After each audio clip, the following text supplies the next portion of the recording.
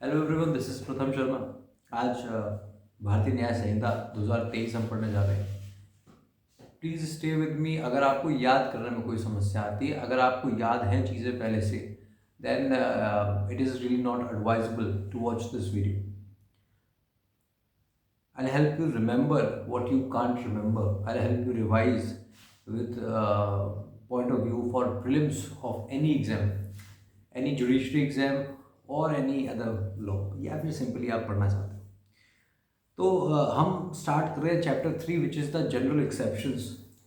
Chapter 3 which is the general exceptions, section 14। सबसे पहली बात तो यही है कि आप याद कैसे रखोगे चैप्टर 3 और सेक्शन 14 से। तो मैं कह रहा हूँ चैप्टर 3 है, सेक्शन 14 है, ठीक है। आपने याद रखना है, अपने दिमाग को बोलो चैप्टर 3 सेक्शन 14 हो गया है। अब सेक्शन क्या कह रहा है? Act done by a person bound or by mistake of fact believing himself to be bound by law. Nothing is an offense which is done by a person who is or who by reason of a mistake of fact and not by reason of mistake of law in good faith believes himself to be bound by law to do it। और मैं एक चीज़ कहना भूल गया, आई hope you have your parent. बिना parent act के कुछ होगा नहीं। आपकी अपनी पेरेंट आपके पास होनी चाहिए, आपके पास पेन होना चाहिए, काला, लाल और नीला, ठीक है जी। उसके बिना बात नहीं बनेगी। हाईलाइटर है और भी बढ़िया, ठीक है। इतना सब सामान रख के चलना। अब पढ़ो चैप्टर 3 से जनरल एक्सेप्शंस, सेक्शन 14। और कितने चैप्टर हैं टोटल बीएनएस में? 20 चैप्टर हैं साहब। कितने सेक्शंस हैं? 358, दैट इज 3 + 5, 5 + 3 8 होता है, 3 5 8, ठीक है। 358 सेक्शंस हैं।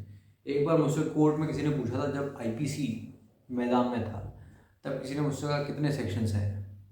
मैंने कहा शायद इतने होंगे साहब, ठीक है। And I remember he was a police officer, he said 511। And that was the day that I decided कि यार I'll study first, then I'll go into court and then I'll do these things. Anyway, तो BNS में chapter 20 है, sections 538 है, ठीक। Sorry 358 है, 358 है। And पहले 511 थे, अब कम हो गए हैं क्योंकि चीज़ें कंसोलिडेट कर दी हैं उन्होंने। सो हम हैं उसमें चैप्टर 3 पर अभी, विच इज़ जनरल एक्सेप्शंस, ठीक है। Which are starting from section 14, which is act done by a person bound or by mistake of fact believing himself bound by law. अब आप पढ़ेंगे इसको कैसे, वो सुनिए। Nothing is an offence which is done by a person who is bound by law to do it. इधर पहले एक चीज, nothing is an offence, nothing is an offence which is done by a person who is bound by law to do it. फिर लंबा हिस्सा आगे, अब आगे का पढ़ो। और who by reason of mistake of fact, who by reason of mistake of fact and not by reason of mistake of law believes himself to be bound by law to do it। इसमें 3 हिस्से आ गए। Nothing is an offense which is done by a person who is bound by law to do it, or who by reason of mistake of fact, पहला हिस्सा, and not by reason of mistake of law, दूसरा हिस्सा, believes himself to be, तीसरा हिस्सा, bound by law to do it। तो एक आ गया कि एक इंसान जो लॉ द्वारा ही बाध्य है, एक इंसान जो मिस्टेक ऑफ फैक्ट की वजह से, ना कि मिस्टेक ऑफ लॉ की वजह से अपने आप को समझता है, विश्वास करता है इस बारे में। अच्छा, एक चीज मैंने मिस कर दी, इन गुड फेथ, ठीक है। गुड फेथ में उसको लगता है, good faith means with due care and caution, जो कि सेक्शन 2 क्लॉज 11 में डिफाइंड है, बीएनएस में डिफाइंड है। आपने ध्यान रखना है कि 211 में गुड फेथ डिफाइंड है। गुड फेथ का मतलब क्या होता है? Good faith means with due care and caution, ठीक है जी। कि आपने केयर एंड कॉशन लिया है, दैट इज आपने पूरी केयर और कॉशन के साथ आप ये विश्वास करते हो मिस्टेक ऑफ फैक्ट की वजह से। इलस्ट्रेशन अभी आगे दिए हैं कि आप बाध्य हो कुछ करने में। दिस इज चैप्टर 3 सेक्शन 14, जो कि बात करता है bound by law to do it, ठीक है। Then illustrations, a soldier fires on a mob, A soldier fires on a mob by the order of his superior officer। एक soldier fire करता है मॉब पर अपने सुपीरियर ऑफिसर के order को मानते हुए, in conformity with the commands of the law, A has committed no offence. आसान है, पढ़ लीजिए। A an officer of a court being ordered by that court to arrest Y. A है officer of court है, उसको आदेश मिला court से कि अरेस्ट करो वाई को and after due inquiry believing Z to be Y. अब किसी वजह से मिस्टेक ऑफ फैक्ट की वजह से उसने जेड को वाई समझ लिया। ऑर्डर मिला था वाई को अरेस्ट करने का, उसने जेड को वाई समझ लिया। हो सकता है दोनों का नाम सेम हो, सर नेम सेम हो, फर्स्ट नेम सेम हो, फादर्स नेम सेम हो, एड्रेस बाय डिफॉल्ट मिस्टेक हो कुछ, by due to any reason of fact but not by reason of law, mistake of law. ठीक है, believing Z to be Y, arrest Z, A has committed no offence. तो ध्यान रखिए दो सेक्शन। Next section 15, act of जज when acting judicially. Act of जज when acting judicially, जो सेक्शन 15 प्रोटेक्ट्स जजेस, it protects judges in the exercise of their functions, right? So it says nothing is an offense which is done by a judge, कुछ भी offense नहीं है जो जज साहब कर रहे हैं। जज डिफाइंड है सेक्शन 216 में, 211 में गुडफेथ डिफाइंड है, जज डिफाइंड है 216 में। ये जिसको एम्पावरमेंट मिली हुई है कुछ आदेश देने की। Let me see what is 216, I am forgetting 216 my friends. अब हम बुक खोल रहे हैं 216 खोल रहे, तो आप भी 216 खोलिए। जज means a person who is officially designated as a जज इंक्लूड्स अ पर्सन। हाँ, तो एक व्यक्ति जो डेफिनेटिव जजमेंट दे सकता है, दैट इज अ जज। ठीक है, बस इतना ही है वो। तो 216 और 15 में उसको क्या मिली हुई है, 15 में उसको प्रोटेक्शन मिली हुई है। Very good. 15 16 में डिफाइंड है, 15 में प्रोटेक्शन है। ठीक है, तो 15 एक्ट ऑफ जज when acting judicially. Nothing is an offense which is done by a judge when acting judicially in the exercise of any power which is or which in good faith he believes to be given to him by law. Nothing is an offense which is done by a judge. कुछ भी offence नहीं है जो जज साहब करते हैं when acting judicially, जब वो जुडिशियली कुछ कर रहे हैं, in the exercise of any power which is or which in good faith। अब यहाँ से बाइफर्केशन आया, तो इसको ऐसे पढ़ोगे तो which is given to him by law, वो पावर जो उनको लॉ ने ही दे रखी है, or which in good faith he believes to be given to him by law. ठीक है, या गुड फेथ में उनको लगता है कि उनको वो पावर मिल गई। तो nothing is an offence which is done by a जज when acting judicially in the exercise of any power which is given to him by law or which he believes to be given to him by law in good faith. Clear?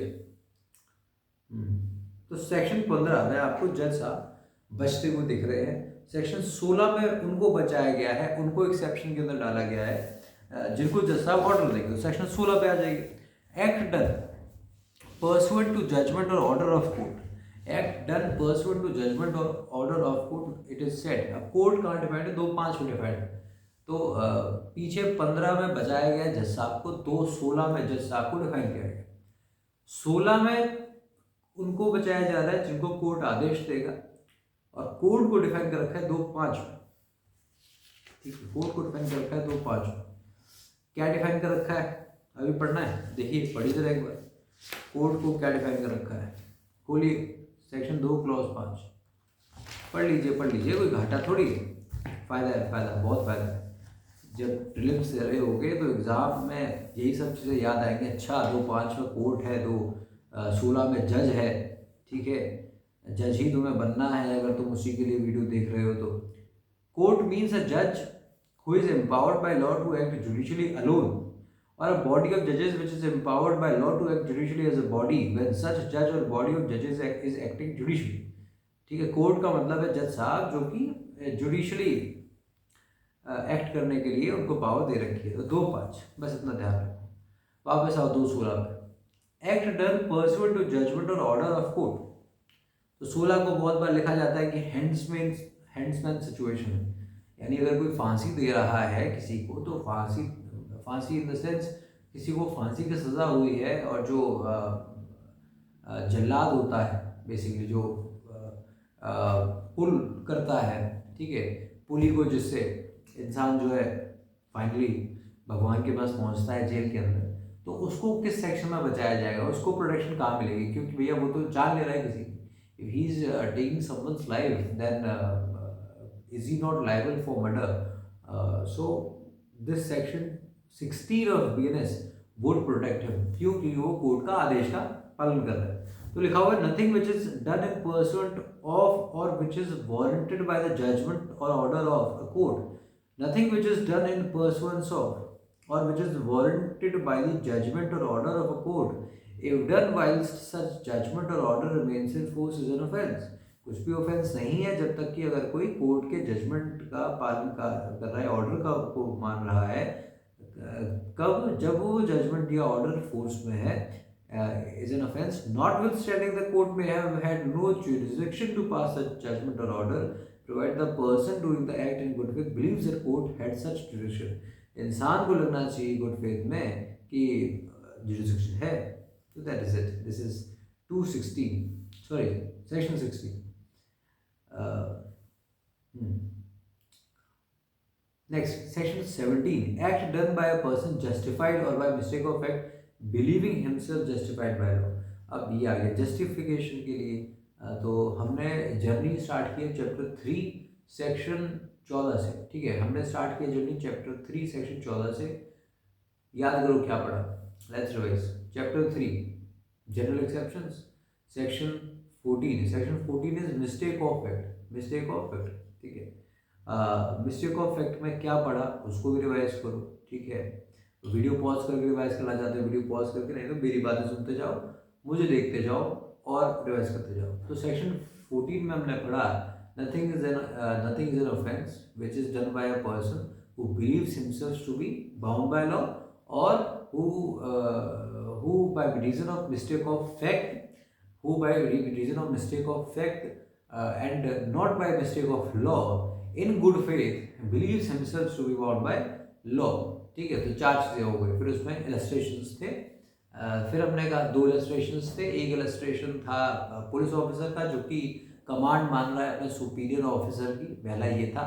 दूसरा था कि एक police officer है जो जिसे पकड़ना है Y को, पर वो जेड को वाई समझ रहा है। ठीक है, देन सेक्शन 14 के बाद आप सेक्शन 15 पे गए थे, सेक्शन 16 पे गए थे। 15 ने बचाया है कोर्ट को, 16 ने बचाया है कोर्ट के आदेश मानने वाले को। अब आ गए आप 17 पे। 17 इज जस्टिफाइड बाय लॉ। अब पढ़िए इसको। Nothing is an offence which is done by a person who is justified by. अच्छा, इन्होंने इसको आसान बना दिया। Who is justified by law, last वाली लाइन पढ़ो, in doing it. So nothing is an offense which is done by a person, nothing is an offense which is done by any person who is justified by law to do it, or who by reason of mistake of fact and not by reason of mistake of law and good faith believes themselves to be justified by law in doing it। तो ये फिर से वही same bifurcation आ गया, आप याद कर लीजिएगा।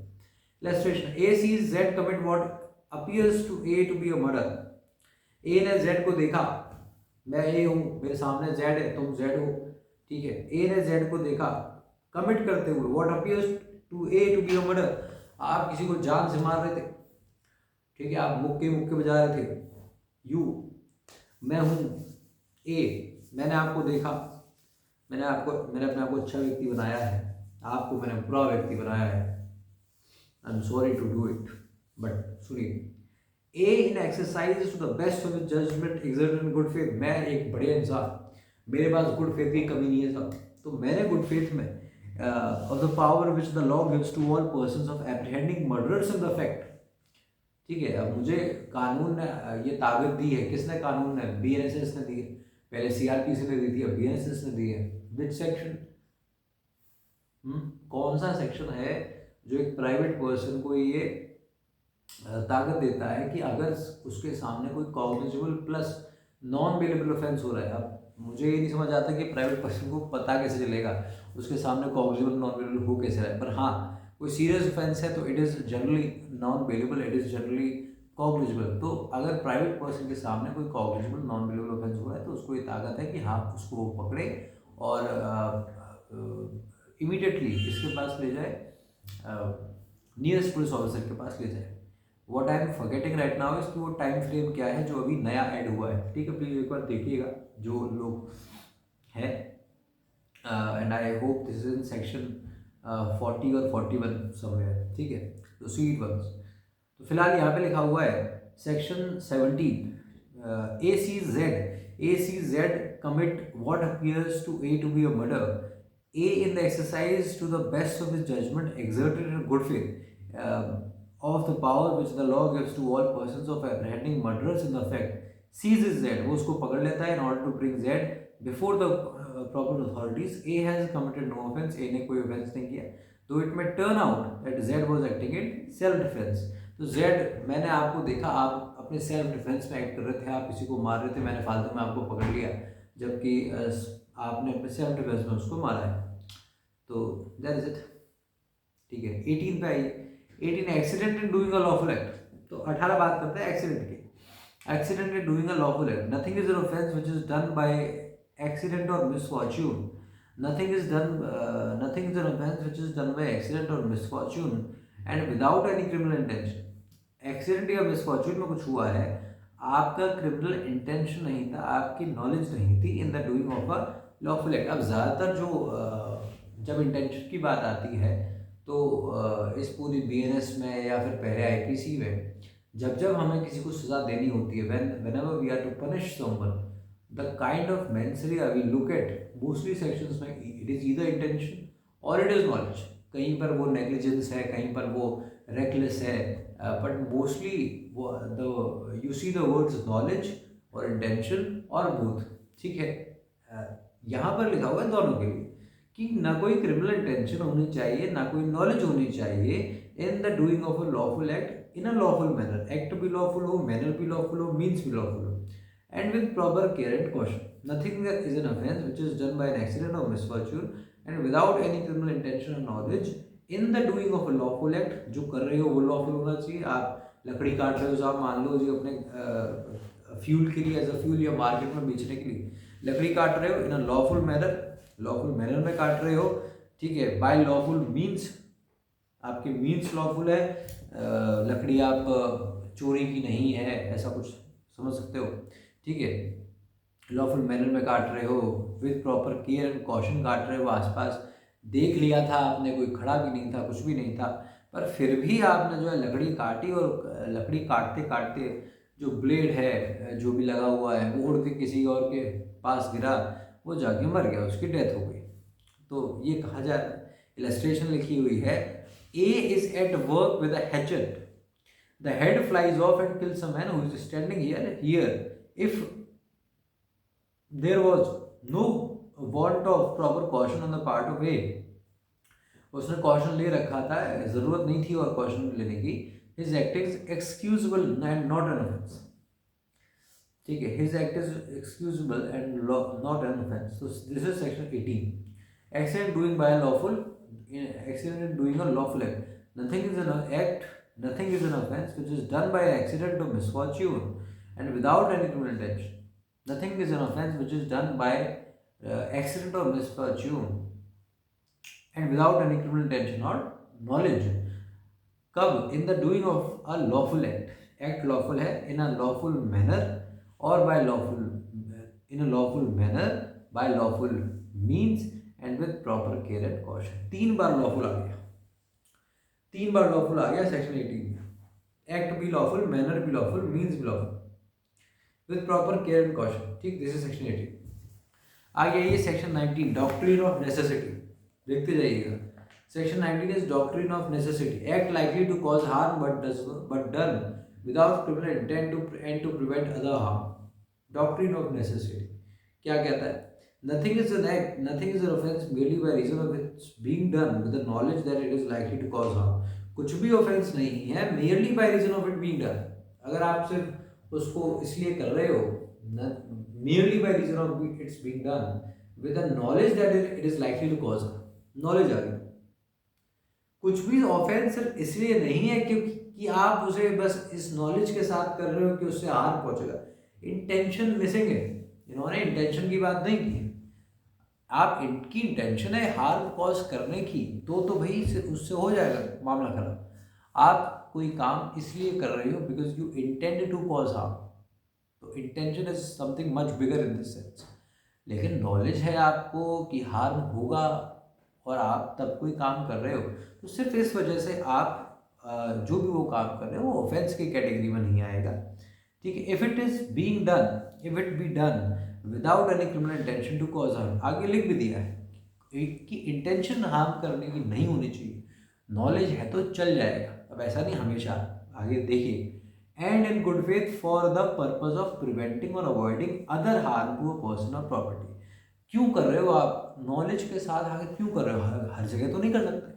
तो यहाँ पे नॉलेज के साथ किसी ऐसे एक्ट को करना जिससे हार्म कॉज हो रहा है is being allowed, so that you may prevent any other harm which is going to take place to any person or any property। ठीक है, लिखा हुआ and in good faith, and in good faith for the purpose of preventing or avoiding other harm to person or property. Explanation, it is question of fact. तो question अगर आता है doctrine of necessity कहाँ पर दिया है, आप बात करेंगे सेक्शन 19 में दिया है। It is a question of fact in such a case whether the harm to be prevented or avoided was of such a nature। ये क्वेश्चन ऑफ फैक्ट है कि ऐसे केस में जो हार्म आपने प्रिवेंट किया, अवॉइड किया है, वो इस नेचर का था और इतना इमिनेंट था कि जस्टिफाई है, आप एक्सक्यूज किया जा सकता है। आपने जो रिस्क लिया, आपने जो हार्म किया है with the knowledge that it is likely to cause harm, तो आपने जो हार्म पहुंचाया है, आपने जो रिस्क लिया था और हार्म पहुंच भी गया लेट्स से, तो वो हार्म कितना बड़ा पहुंचा है, ये क्वेश्चन ऑफ फैक्ट होगा कि आपने जिस दूसरे हार्म को पहुंचाया है उसका नेचर कैसा था, क्या वो इतना इमिनेंट था। ठीक है, अब मान लो आप जा रहे हो, रास्ते में चींटी थी, आपने कहा चींटी को नहीं मारेंगे, तो बाइक आपने हल्की सी इधर कर दी और आदमी मर गया। तो चींटी को बचाना, ठीक है, दोनों वैसे तो आत्मा ही है, लेकिन चींटी को बचाना के लिए आदमी मार देना माइट नॉट स्टैंड। ठीक है, विल श्योरली नॉट स्टैंड, यही बोला जाता है। तो it's a question of fact. ठीक है, एक्सप्लेनेशन आपको एक टेस्ट दे रहा है कि कब आप हार्म कॉज कर सकते हो, कब नहीं। Illustration, A the captain of a vessel suddenly and without any fault or negligence on his part finds himself in such position that before he can stop his vessel he must inevitably run down a boat peak। तो ऐसे समझो कि भाई मैं boat चला रहा हूँ, सामने मेरे दो बोट आ गई है। ठीक है, सामने मेरे दो बोट है, तो लिखा हुआ है finds himself in such a position that before he can stop his vessel, अपना वेसल रोकने से पहले he must inevitably run down a boat, उसको एक बोट को कुचल के जाना है, बोट के ऊपर से जाना है with 20 or 30 पैसेंजर्स, 20-30 पैसेंजर है उस बोट पर, unless he changes the course of his vessel, और या तो वो अपना वेसल का कोर्स चेंज कर दे, and that by changing his course, और अगर वो अपना वेसल का कोर्स चेंज करता है, he must incur a risk of running down a boat sea। तो फिर दूसरी बोट खड़ी हुई है फिर उसके इंतजार में, with only 2 passengers, उसमें सिर्फ 2 पैसेंजर्स है बोट पे, which he may possibly clear, वो चांस भी है कि आप दूर होगी तो हो सकता है बचा के ले जाए। Here, if A alters his course without an intention to run down the boat sea, यहाँ पे वो अपना कोर्स ऑल्टर कर देता है बिना किसी इंटेंशन के सी बोट को कुचलने के, and in good faith for the purpose of avoiding the danger to the passengers in boat B, is not guilty of an offence though he may run down the boat C by doing an act which he knew was likely to cause that effect, but he had no intention।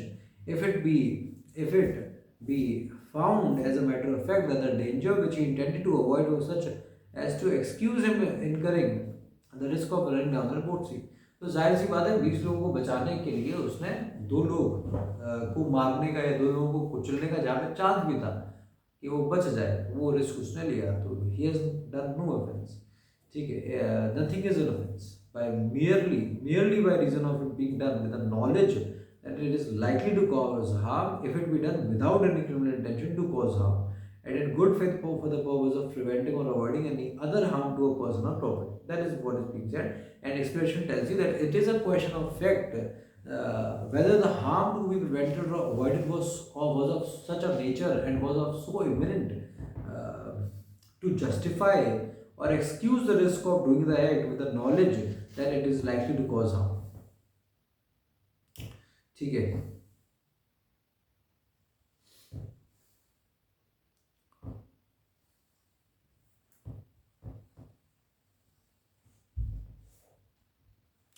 Section 9 कब, अच्छा B भी है।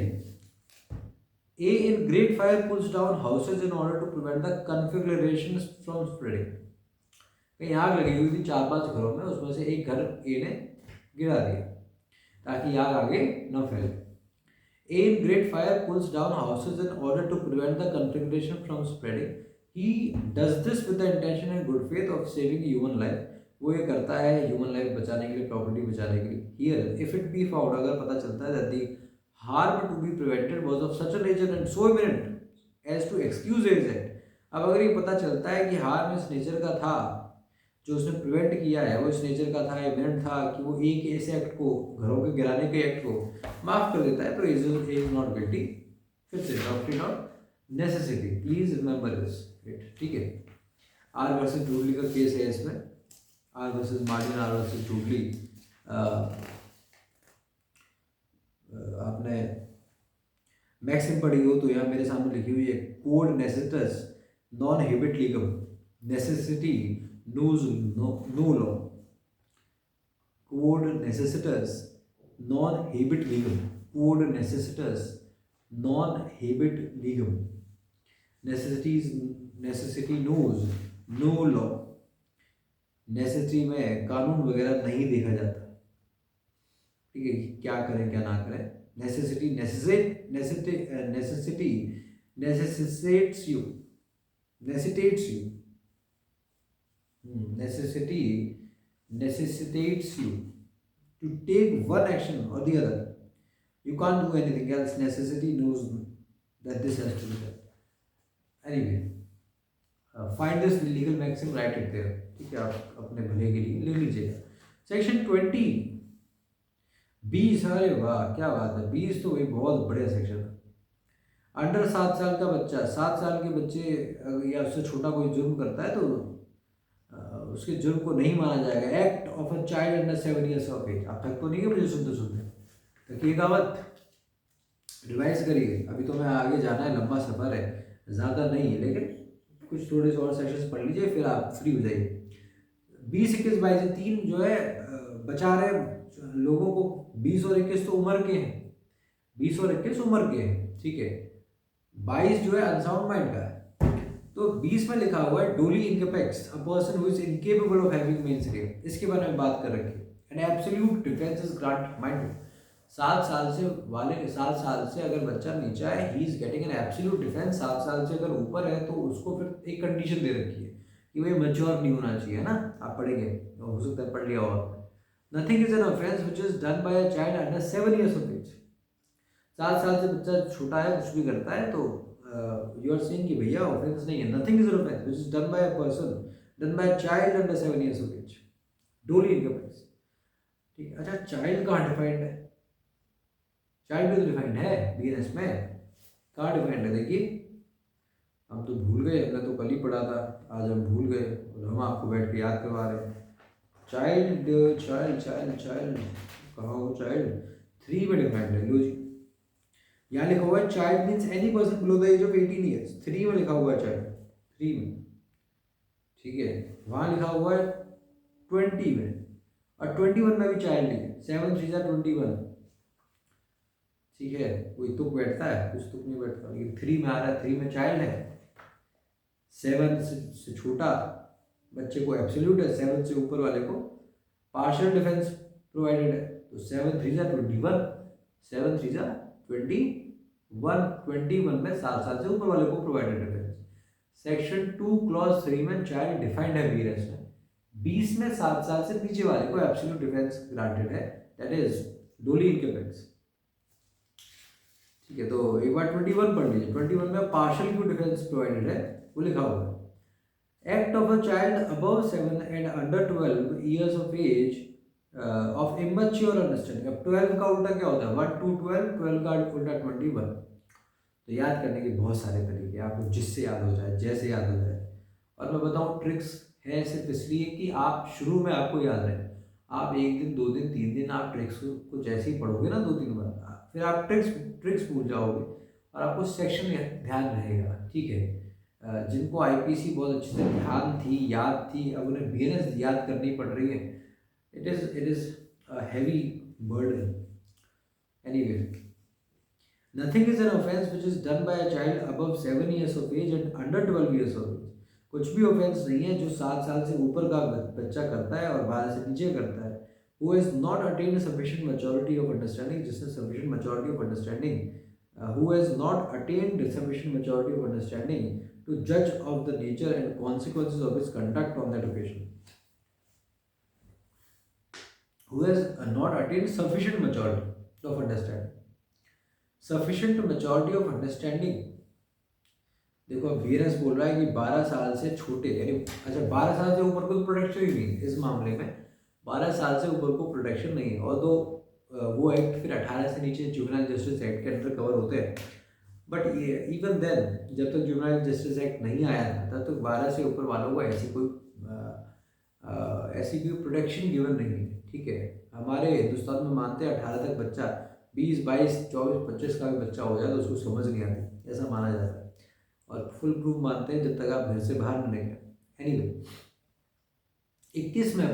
21 में ये बोला जा रहा है कि अगर 7 से 12 के बीच का बच्चा है and he has not gained sufficient understanding of what, understanding to जज the nature and consequences of his conduct on that occasion, उसने जो एक्ट किया उसने जिस भी ओकेजन पर जो एक्ट किया है उसके कंडक्ट के कॉन्सिक्वेंसेस क्या होंगे, उसके कंडक्ट का नेचर क्या है। he is not able to, if he has not gained sufficient maturity of understanding to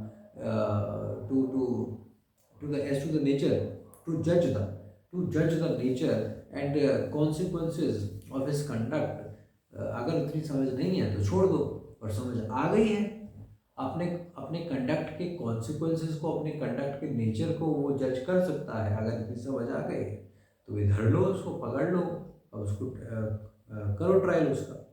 that is 21। 22 unsound mind, act of a person of unsound mind. Nothing is an offence which is done by a person who at the time of doing it by reason of unsoundness of mind is incapable of doing the nature of the act. Nothing is an offence, कुछ भी offence नहीं है, which is done by a person who, कोई भी offence नहीं है, कुछ भी ऑफेंस नहीं है जो कि किया जाता है एक पर्सन द्वारा, who at the time of doing it, जो उस समय जब वो काम कर रहा है, by reason of unsoundness of mind, unsoundness of mind की वजह से is incapable of knowing the nature of the act. वो इनकेपेबल है क्या करने का, एक्ट का नेचर समझने का, or that he is doing what is either wrong or contrary to law. So he is incapable of knowing the nature of the act, is incapable of knowing the nature of the act. वो क्या कर रहा है वो नहीं समझ सकता, is incapable of knowing the nature of the act, or that he is doing what is either wrong or contrary to law। 22 में अनसाउंड माइंड, 23 में इंटॉक्सिकेशन है, 24 में भी इंटॉक्सिकेशन से जुड़ा हुआ मामला है। तो 22, 23, 24 लगभग एक साथ आप पढ़िए, 20, 21 आप एक साथ याद रखिए। 20, 21 बच्चों के लिए है, 22, 23, 24 बहुत बढ़िया बचाव कर रहे हैं इंसान का। ठीक है, 25 बात कर रहा है वॉलेंटाइन नॉन फिट इंजूरिया की। तो 25 से अलग सिलसिला चालू है, 25 से अलग सिलसिला चालू है। 22 बचा रहा है अनसाउंड माइंड वालों को, 22 बचा रहा है अनसाउंड माइंड वालों को। 23 बचा रहा है उसको जिसने ड्रिंक किया है इनवॉल्यूंटरी, धोखे से पिला दिया। 24 में भी बचाव है वैसे, लेकिन 24 वाला इनडायरेक्टली ये भी बोल रहा है कि अगर मर्जी से तुमने इंटॉक्सिकेट किया है फिर नहीं बचोगे। तो 22 में क्या लिखा है मैं आपके साथ पढ़ रहा हूँ। Nothing is an offence which is done by a person who at the time of doing it by reason of unsoundness of mind is incapable of knowing the nature of the act, or that he is doing what is either wrong or contrary. तो 22 ही कहता है nothing is an offence, कुछ भी offence नहीं है, which is done by reason of which is nothing is an offence which is done by reason which is done by a person who by reason of unsoundness of mind who is incapable of knowing the nature of the act। आप इतना याद रखें, who is incapable of knowing the nature of the act। ठीक है, nothing is an offense which is done by a person who is incapable of knowing the nature of the act, जो incapable है अपने act का nature समझने का, और he is incapable of knowing as that he is doing what is either contrary or wrong, what is wrong or contrary to law। Why? Now why is he incapable? अब आप ये याद रखो, by reason of unsoundness of mind। कब? At the time of doing it। आप सुनो, nothing is an offense which is done by a person who is incapable of knowing the nature of his act, or he is incapable of knowing that what he is doing is either wrong or contrary to law। क्यों? By reason of unsoundness of mind at the time of doing that act। This is your session 22. I hope you get it. आज हम यही करते हैं. I will see you next session. इसके आगे बढ़ते हैं. याद रखिए. Bye bye.